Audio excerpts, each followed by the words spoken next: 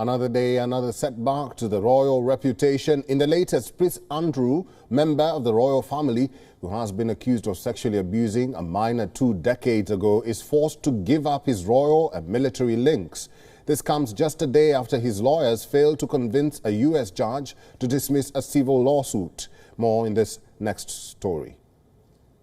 In a stunning rebuke by the royal family, Britain's Prince Andrew has been stripped of his military titles and forced to relinquish all ties with his royal charities. The moves came one day after Andrew's lawyers failed to persuade a U.S. judge to dismiss a civil lawsuit claiming he sexually abused a minor some 2 decades ago.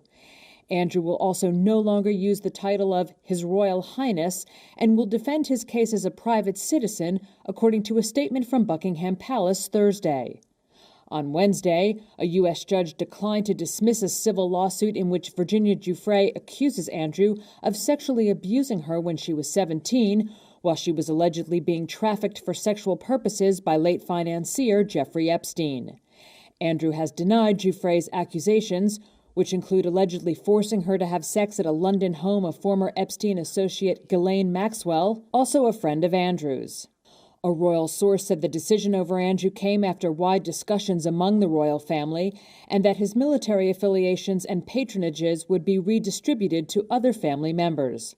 Earlier, an open letter to the Queen, signed by more than 150 veterans calling for Andrew to have his military titles taken away and, if necessary, to be dishonorably discharged, was published by the anti-monarchy group Republic.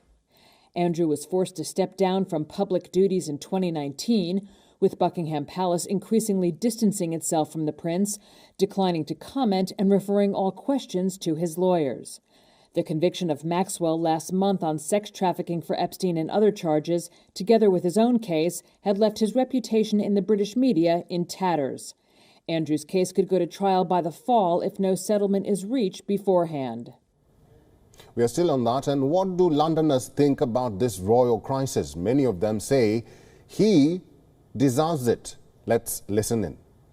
I'm surprised because I feel like that whole institution has been protective of itself for so many centuries now that it kind of feels like they've been untouchable for a long time. So maybe it's a sign of a good change because we're all people and people, we make mistakes, they make mistakes, so they should be held accountable in the same manner that we're held accountable.